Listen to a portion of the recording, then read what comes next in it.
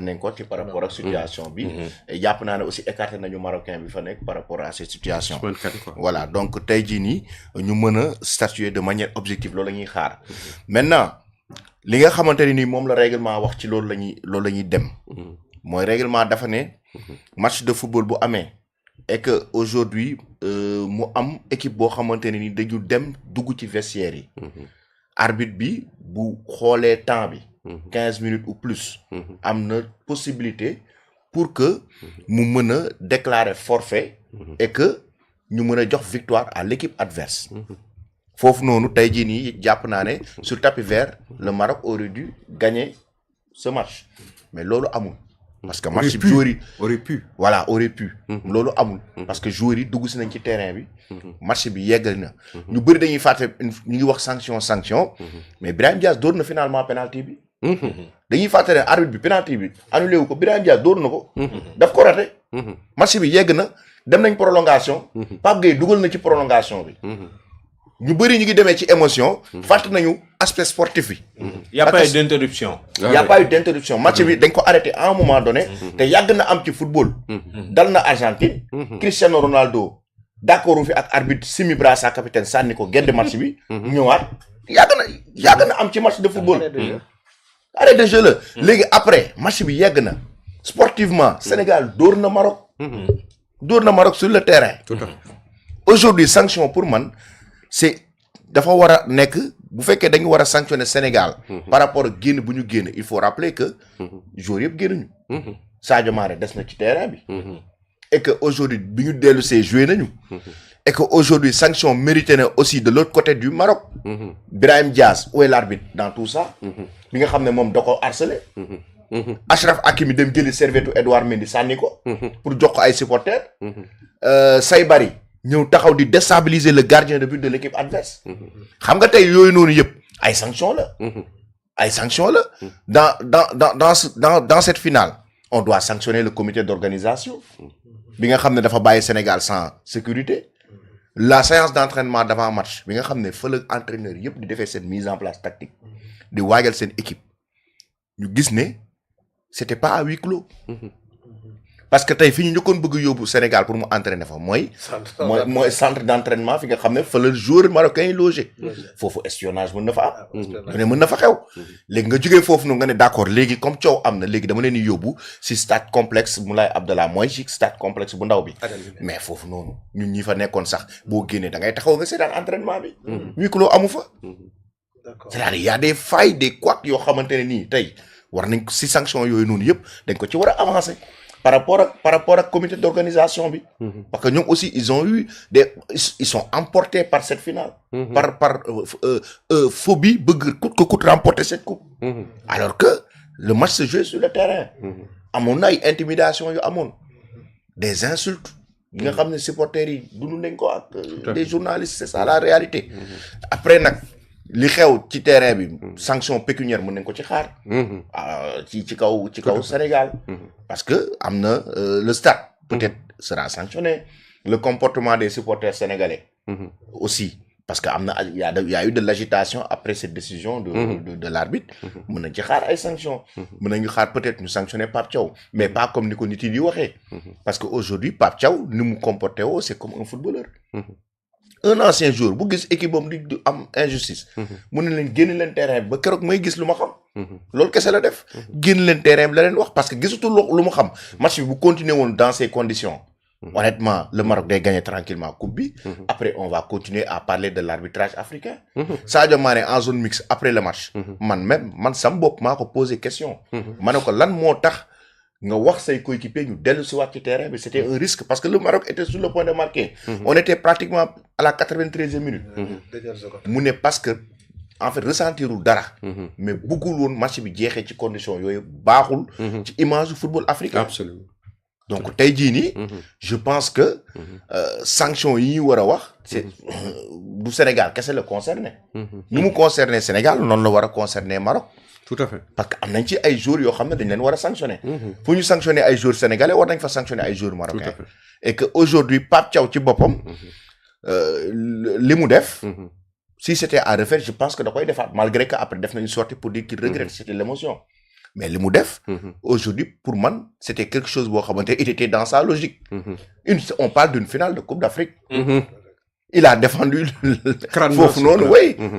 am na loo xamante ne nii du ay wax kese moo la koy may. il faut des actes pour que ñu xam ne yow mi on doit te respecter. Oui. Et que tey il a défendu. Surtout que sànq yaa ngi wax y a eu beaucoup de succession de faits de jeu yu am ci match bi. Oui, il y a beaucoup de succession de faits et dama lay wax match bi. S'il y a Jean-Jacques Ndala. bu nekk l'arnaque du siècle. may wax aussi que le président de la commission des arbitres de la CAF. Oui. Qui s'appelle Olivier Safari. Oui. Lui aussi c'est l'arnaque. Effectivement. Parce que déclaration bu mu def. Oui. C'est pas responsable. Qu'est-ce qu'il dit? Mu ne la serviette n'est pas un équipement officiel d'un joueur ou d'un gardien de but selon les règles.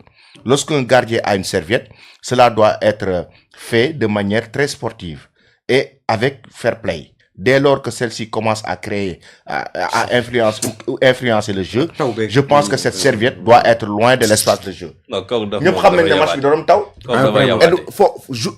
Gardien de but bu nekk di nga fomp say gars. Ah oui, vraiment aussi. Fomp sa kanam pour que bal bi ratax gars yi bañ a ratax. nga gis sax bu wax.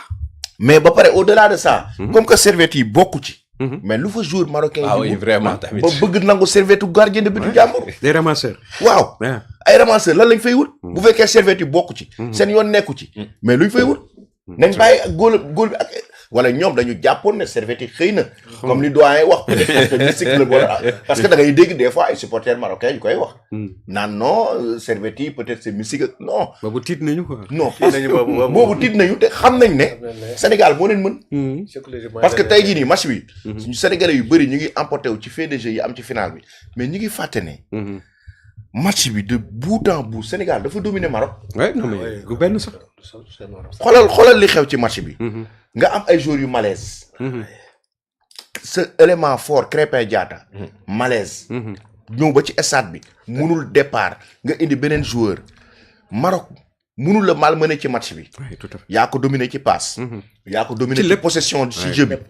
yaa ko ëpp normalement. occasion de but yi nga am. Iliman Ndiaye waroon na mën a libérer Sénégal bu yàgg. mais kii nag waruñu woon sax yegg. ay prolongation Chérif Ndiaye la même chose. Pape Gueye. Très bien. Et doyen sur les sanctions de la CAF. Par rapport ak li nga xam ne moo di li xew foofu ca CAN bi surtout pour Pape Thiaw bi nga xamante ni. Ils ont jugé que son acte n'était pas vraiment sportif. Alors que moom li mu wax mooy que ni dafa bëgg na protéger ses joueurs. Je pense que en droit aussi parfois les mots ont vraiment leur sens. Ouais. Quand il dit que je voulais protéger mes joueurs, yaakaar naa loolu c'est un message très très fort. Voilà, c'est ça. C'est que gis nga le président de la commission des arbitres. mun ma gis ko gën a nuyu la kooku. Vraiment. C'est-à-dire da nga jël règlement jël. Règlement premier. Le gardien de but est le premier à protéger. Vraiment. Même contact sax. oui. am waroo ko def waxuma sax joueur de champ. oui.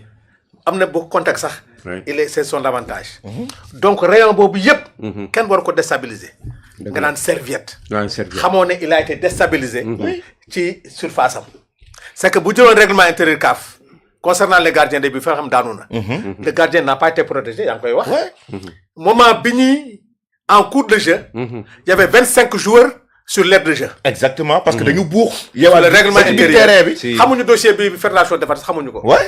Ah oui. C'est dafa yàgg. Il a raison. Depuis Kéba Mbaye. Oui.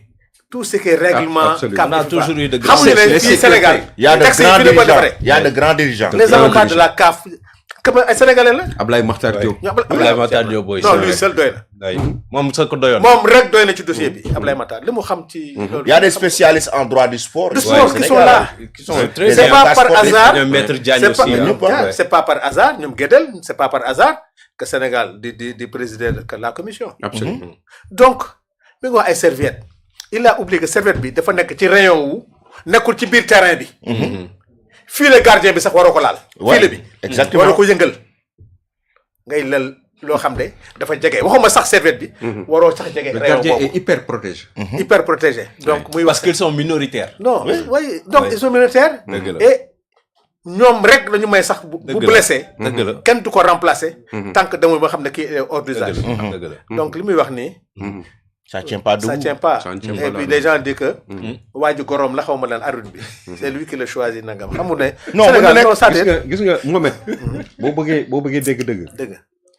aujourd'hui man dama jàpp sax ni Sénégal ak tournure événement yi ni mu demee la CAF et même la FIFA doivent au Sénégal de lui tirer une chandelle de célébrer le Sénégal parce que les Sénégalais ont sauvé cette finale.